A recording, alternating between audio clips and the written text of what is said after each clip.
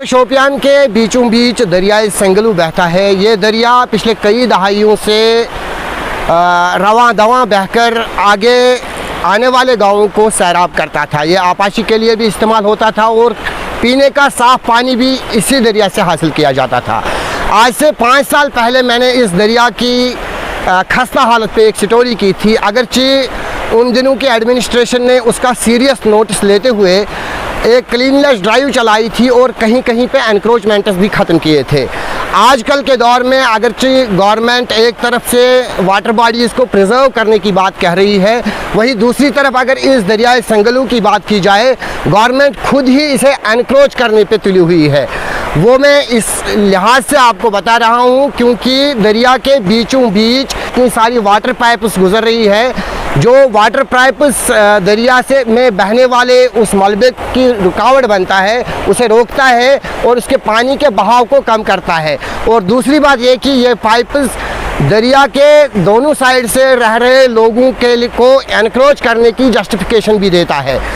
कई जगहों पे department of public health engineering ने इन पाइप्स को दरिया की विड्थ से एक कंक्रीट कुछ हिस्सा लिया जिसमें ये पाइप्स बिछाई गई और उसे उसकी विड्थ को बहुत ज़्यादा कम किया गया।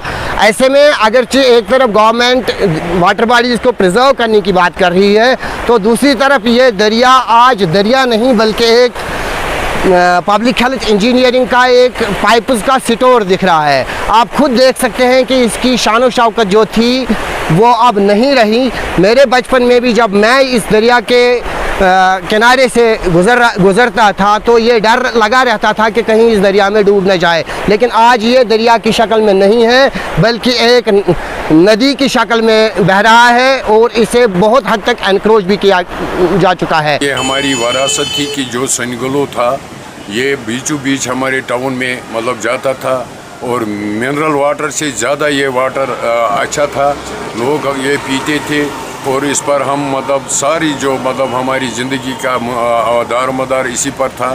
मगर बदकिस्मती से कि मैं ये कहूँ कि मतलब डिपार्टमेंट की नाक़िस कारकर्दगी की वजह से इसको इस विरासत को बहुत मतलब ये श्रिंक हुआ है और देखने में आया है कि ये तो मतलब यहाँ जो पाइपें डाली गई है बीचों बीच हमारे इस विरासत को, इसमें हमारी बहुत सारी ऑब्स्ट्रक्शंस है क्योंकि विंटर सीज़न में सारा मतलब मलबा जो है इसमें फंस जाता है और चिल्ड कोल्ड में लोगों के बहुत से मसाइल पैदा होते हैं क्योंकि बहुत सारी बस्ती इसके बीचों बीच साइड में रहती है, उनको बहुत मुश्किलात का सामना करना पड़ता है।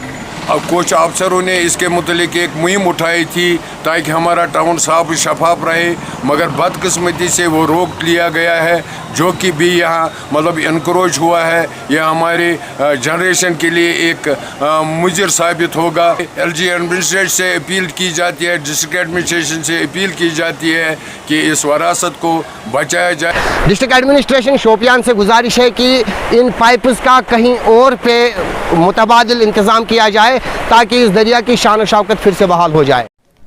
जल जीवन मिशन को at the cost of destruction of water bodies अगर कामयाब बनाना है तो ऐसा घर घर पानी हमें नहीं चाहिए। सामीन से भी गुजारिश है कि इस वीडियो को ज़्यादा से ज़्यादा शेयर करें और दिए गए नंबरात पे कॉल करें ताकि अथॉरिटीज़ ये जान सकें कि वाटर बॉडीज़ को प्रिजर्व करना वक्त की अहम ज़रूरत है।